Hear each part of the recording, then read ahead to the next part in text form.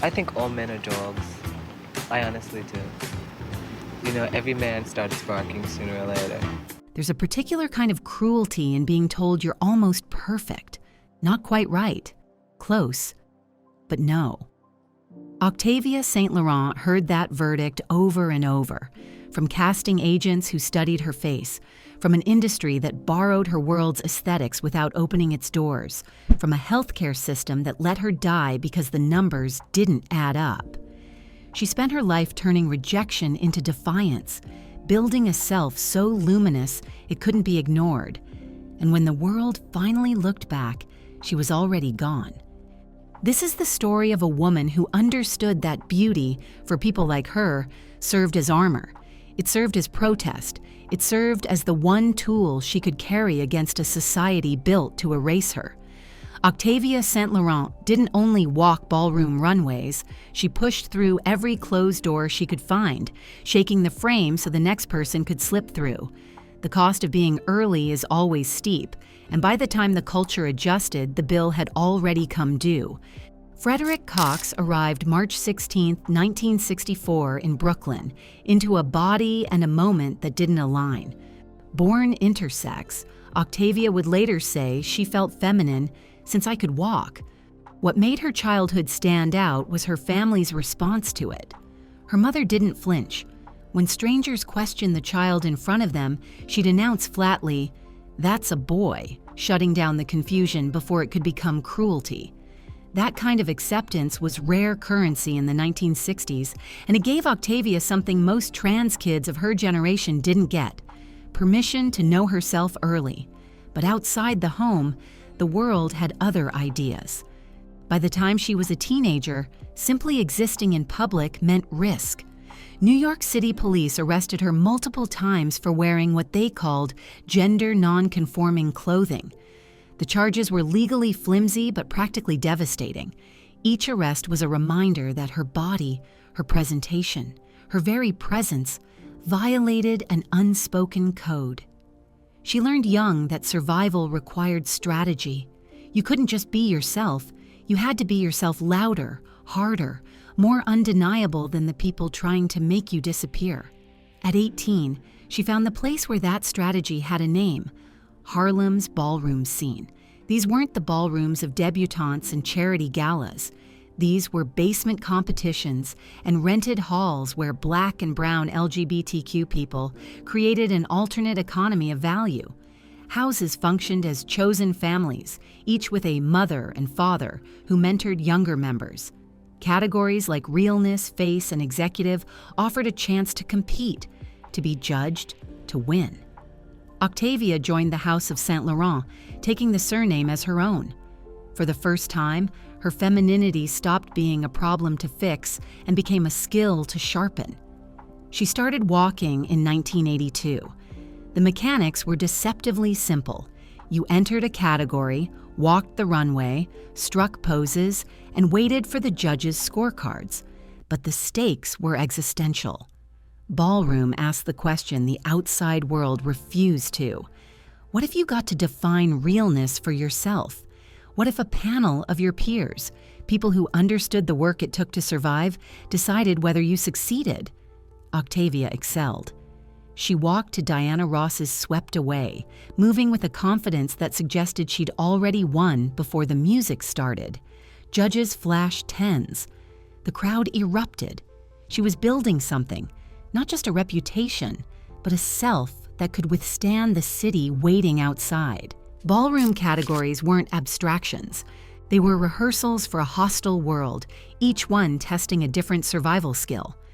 Femme realness, judged whether you could walk down a street unclocked, passing as a cisgender woman in everyday clothes.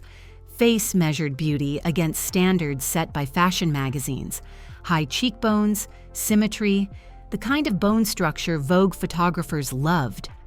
Executive asked if you could embody corporate power, the look of someone who'd never been turned away from a job interview.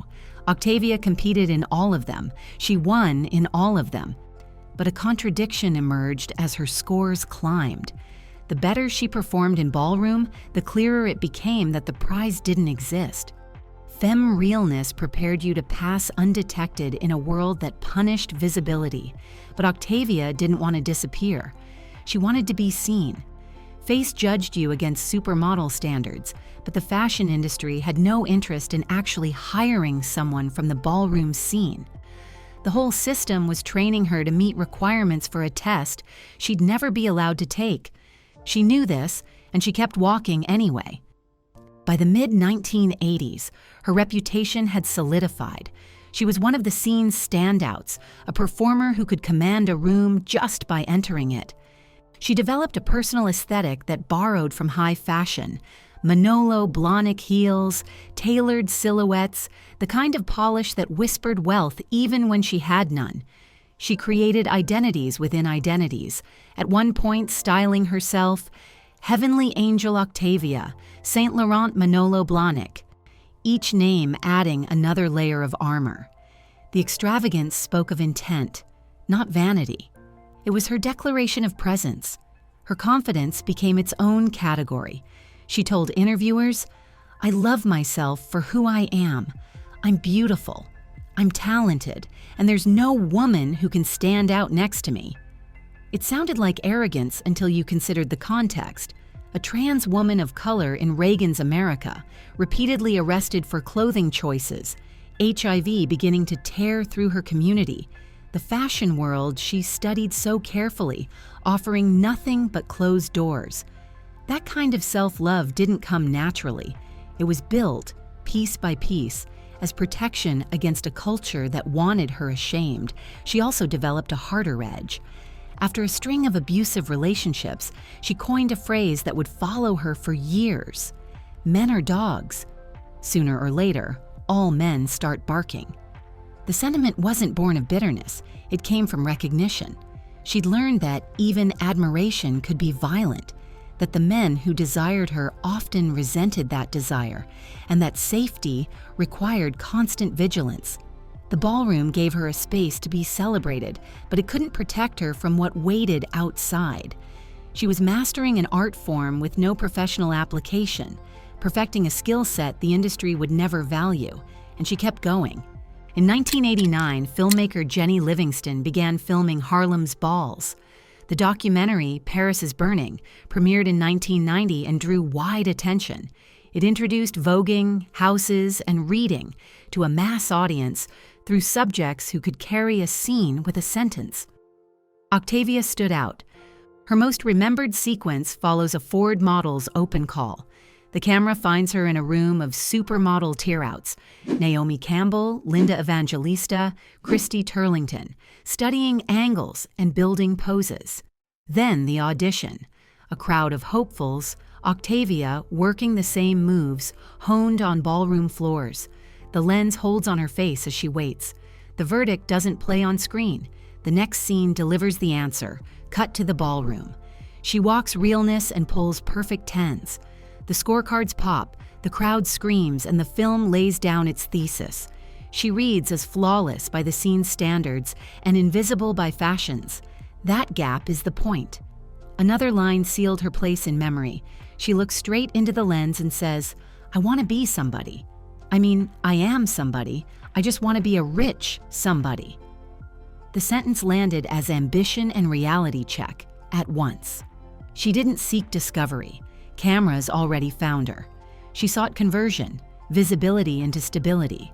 The film grossed just under $4 million at the US box office, toured festivals, and entered curricula. In 1990, Madonna took voguing to MTV and radio, broadcasting ballroom grammar to the world. The look and language Octavia's community built in basements flooded music videos and ad campaigns. The people who built it, though, saw little change in their own prospects. Later reporting noted that about $55,000 was split among 13 primary subjects, while the filmmakers earned far more. Casting directors recognized Octavia's face from the documentary. Recognition didn't become bookings. She reached the visibility she named and got no material shift in return. By 1993, the glow had cooled. Octavia watched the film cycle through theaters and classrooms, watched pop culture lift ballroom templates while the original artists stayed outside the room, Watch the production's profit path leave its subjects behind. Something needed release. It came in Queen of the Underground, a short by Adam Sock. In the central scene, Octavia addresses the camera with rising heat, a knife in her hand as stage punctuation. Calling out Hollywood hypocrisy and naming Eddie Murphy, she speaks in her own words as recorded in the film. "You got big-time celebrities that go around picking up transvestites and then getting on TV and making fun of them," she says, voice climbing. "Our whole world is being run by perverted, undercover fags." The speech refused soft edges. It spoke to people who already knew the pattern: private desire, public mockery. The knife read as emphasis, a signal that anger had edges that cut. Octavia had no interest in serving as a polite illustration for someone else's project. The scene split viewers and then slept for years. In the 2010s, it resurfaced and went viral, posted whenever a celebrity or brand tried on ballroom language for headlines without backing the community. The clip felt current each time because the pattern never fully left. Industry response in 1993 didn't change. Rage didn't become reform. The entertainment economy could handle tragedy and gratitude from trans women. It did not extend space to women who brought fury and invoices. The trait that made Octavia magnetic on a runway, refusal to shrink, made her difficult to package for the mainstream. She understood the bind.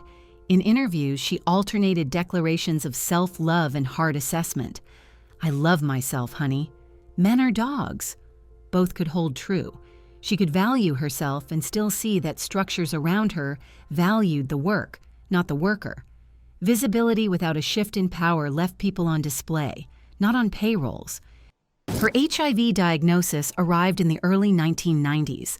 By mid-decade, she spoke plainly about it. For many in ballroom, diagnosis came with stigma and silence. While the crisis cut through communities of color, Octavia shifted the script. If modeling doors stayed closed and her health needed vigilance, she would turn both realities into service. She became an AIDS educator in rooms that needed practical help. Colleges and community centers invited her to speak. She talked safe sex, self-respect, testing, and refusal of shame. "You gotta love yourself, honey," she told audiences. The message landed because it came from lived fact. Within ballroom, her role changed. Legend on a runway became elder in a crisis. In April 2000, when Amanda Milan was murdered in Manhattan, Octavia delivered the eulogy. The moment placed her as protector and witness, someone who survived long enough to speak for the ones who did not. In 2005, she hosted the Pill Awards, an HIV/AIDS benefit with a name, Positive Image, Living Legacy, that tracked with her work. She spoke publicly about living with the virus and used her platform to teach without spectacle. There were no big checks attached to this labor. There was value. Around then, filmmaker Wolfgang Busch brought her into How Do I Look?, a ballroom documentary that centers community consent and the AIDS crisis. Octavia appears prominently and helps shape her segment through candid interviews and on-camera context. She helped shape the story so it didn't repeat the extraction her community had already lived through. The result, released in 2006, gave her voice weight on both sides of the camera. Ambition never left. She still wanted to perform, act, and sing. She also settled on a durable philosophy. If doors stay closed, build paths for those behind you. If wealth won't come, make impact. The dream didn't vanish. It evolved into a plan that split energy between stage and service. In late 2008, Octavia learned she had cancer. The specifics varied depending on who told the story, but lung cancer was the most commonly cited diagnosis. By the time doctors found it, the disease had already established itself. Treatment would be aggressive: chemotherapy, radiation, the full arsenal of interventions that might buy time, but offered no guarantees. She left New York City and relocated to Syracuse to be with family during treatment. The decision was partly practical. She needed care, and family was cheaper than hiring help, and partly about privacy. Octavia had spent decades performing for audiences, maintaining the persona she'd built.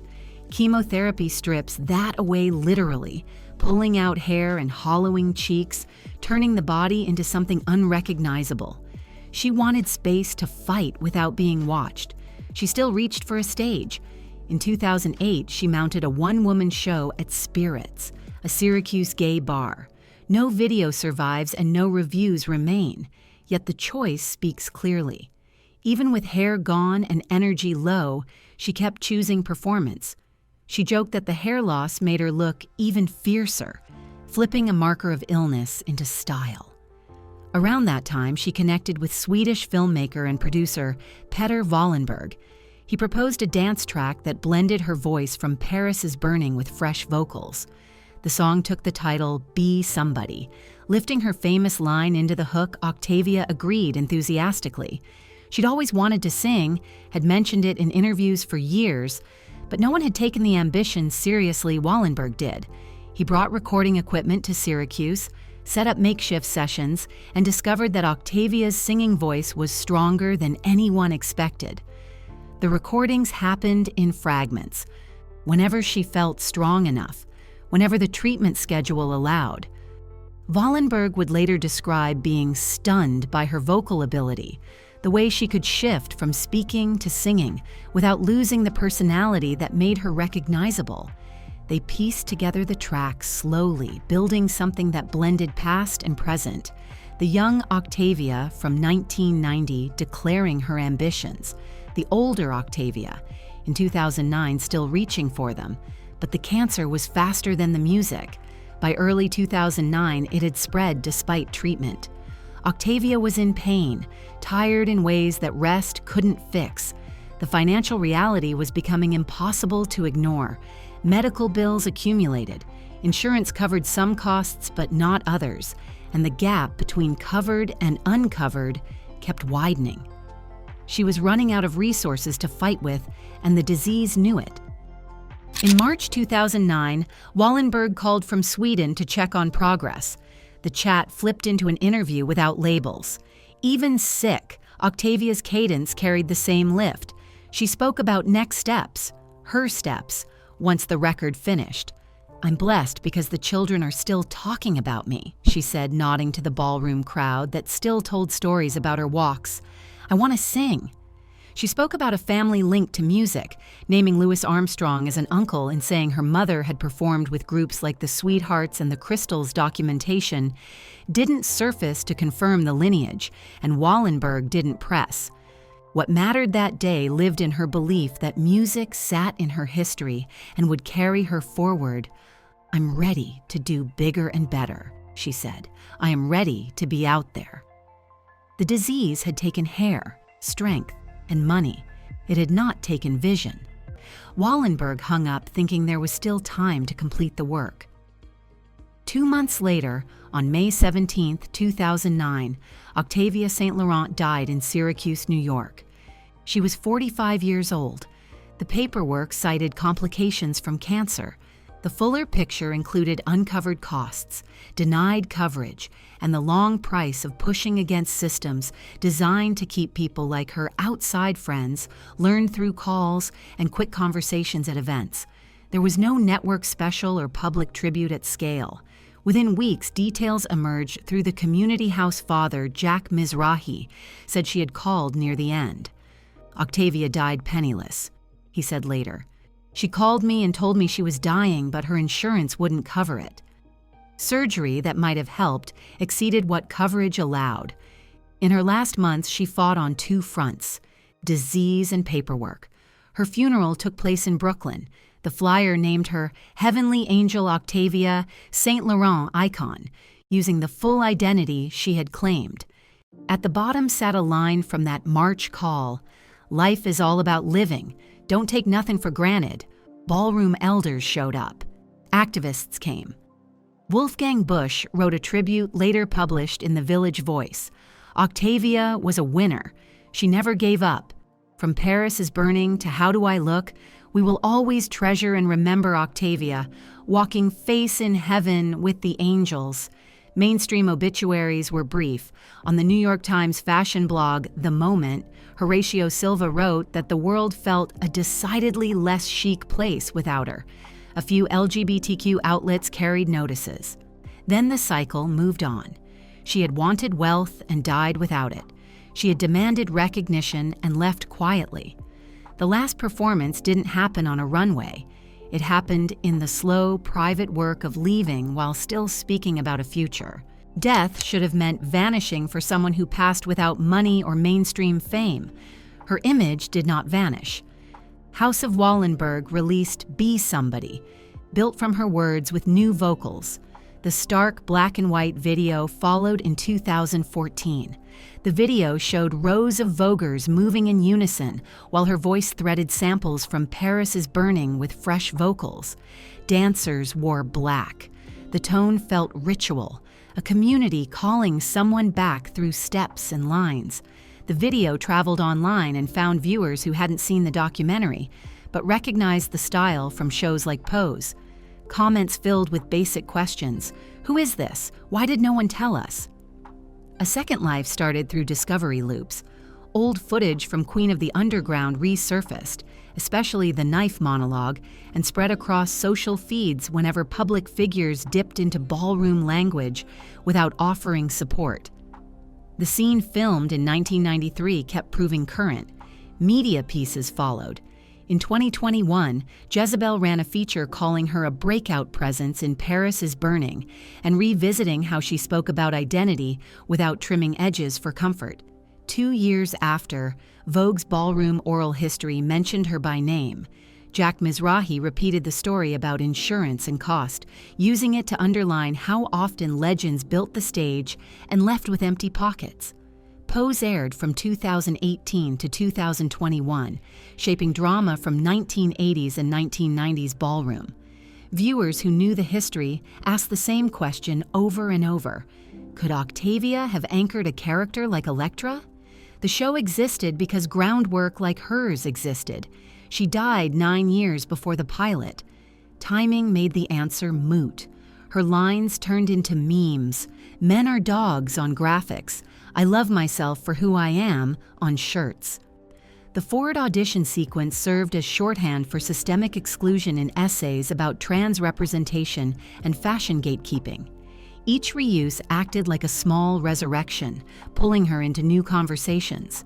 Elsewhere, editors built out her Wikipedia page. Filmmakers cited her in new work about ballroom. Scholars writing about HIV in communities of color, trans activism, and queer New York placed her in footnotes and lectures. The archive replaced the body. Clips and quotes made a presence that endures because paper and pixels don't get sick. Recognition after the fact brought questions. Where were these profiles when she fought cancer? Why did fashion start crediting ballroom source code after many originators died? Pose paid trans actresses and gave them leads. That equity arrived too late for her. The Be Somebody video looked beautiful and read like a memorial. Rows of dancers moved for someone who left without enough to cover the basics. Bush's closing line kept circulating, walking face in heaven with the angels.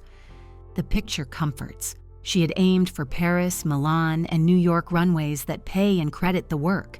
She had aimed for a world where her artistry drew checks, not just applause. Posthumous honor can't rewrite a ledger. The culture evolved. She didn't live to see that evolution touch her life. There's a version of this story that ends on victory. The festival run, the viral clips, the quotes that still travel. That version holds truth and leaves out the ledger that shaped her days. The forward rejection, the denied coverage, the film profits that didn't reach the people in front of the lens, the surgery that sat behind a paywall. She pushed against doors that swung for others later. She wanted wealth and died without it. She asked for recognition and got a quiet exit. Octavia faced the lesson most people dodge. Self-invention can keep you standing and still fail against built structures. Love for oneself can be fierce and still meet systems that run on other terms. Pioneers take the impact, so the next line absorbs a little less. She took refusal and fed it into work, turned her body and voice into tools against erasure. Memory holds her at 45 and holds the weight of that number. The line she gave the camera in 1990, "I want to be somebody," spoke about tangible outcomes. She wanted talent to become stability and value in the same culture that lifted her community's style. She achieved visibility. Viability never followed. That space between being seen and being supported tells the story of many who break ground. They rattle the frame until it loosens. Others walk through. What remains is image and sound. Octavia walking to Diana Ross, waiting at Ford, speaking with a knife, singing in her last months. The archive preserves what a human body couldn't. Every repost proves she mattered and proves that mattering alone doesn't pay a hospital bill. Ballroom still moves in her memory. Culture credits her influence. A new generation of trans performers meets a world fractionally less hostile because she refused to shrink. She wanted to sing and left one finished track. She wanted wealth and left debt. She wanted to be somebody, and she became a name that endures, on screens, in rooms, in steps, carried forward by the people she helped make visible.